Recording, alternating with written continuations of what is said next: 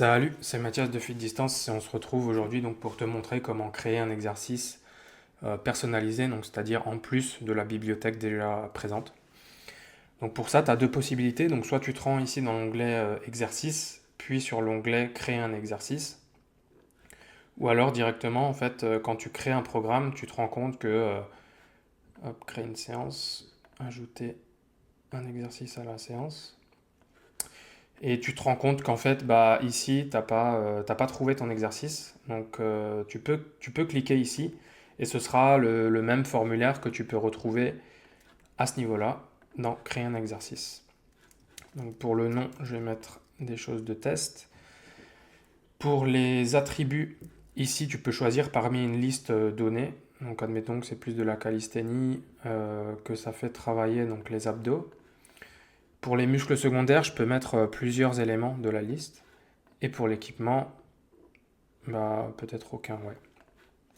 Pour la mécanique, est-ce que c'est de l'isolation, du polyarticulaire ou que tu sais pas où t'as pas envie de mettre? Pour la confidentialité, en fait, ce qu'on nous dit quand on survole le petit i, c'est que si l'exercice est privé, il ne sera visible que par toi. S'il est public, en fait, c'est notre équipe qui va le vérifier, en fait, si tu veux, pour voir que les attributs sont bons, etc., et le proposer à tous les autres coachs.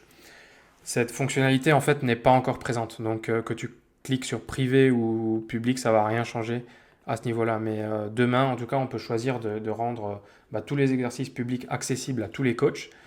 C'est-à-dire que bah, en fait, tous les coachs vont, on peut imaginer un nouvel onglet, donc les exercices des coachs, où seront référencés en fait bah, tous les exercices que tous les coachs ont ajoutés et qui ne sont pas en fait proposés par nous, donc dans cette bibliothèque-là, quoi. Voilà, donc oups, j'ai perdu du coup. Hop, biceps, aucun, c'est bien. Muscle secondaire, je crois que c'est un champ facultatif, donc pas besoin forcément de le rajouter.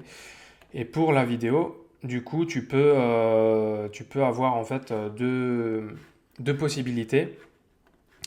Je vais en mettre une ici. Donc, le lien YouTube. Donc, tu colles juste un lien YouTube d'une vidéo ou d'un short YouTube, ça marche aussi. Ou alors tu peux téléverser de ton appareil au format MP4, donc 300 MO maximum. Hop, tu sauvegardes ça. Tu crées l'exercice et en fait ce qui va se passer c'est qu'à ce niveau-là, bah, il sera accessible. Ensuite, bah, comme tous les exercices, hein, tu peux les ajouter aux favoris. Il est là, tu peux le modifier, ajouter des disciplines, etc., etc., le remplacer, enfin remplacer la vidéo, la supprimer, etc. Ce qui va se passer, c'est que en fait, quand tu vas créer ton programme, donc tu peux aller sur mes exercices et en fait ici tu peux l'ajouter directement à ton programme. Et là, ben, comme tous les autres exercices, ça ne change pas. Tu peux créer des séries, remplacer l'exercice, copier le groupe, coller le groupe, etc., etc. Voilà, donc si tu as d'autres questions, d'autres suggestions, on reste disponible en bas à droite via la petite bulle que tu peux voir ici.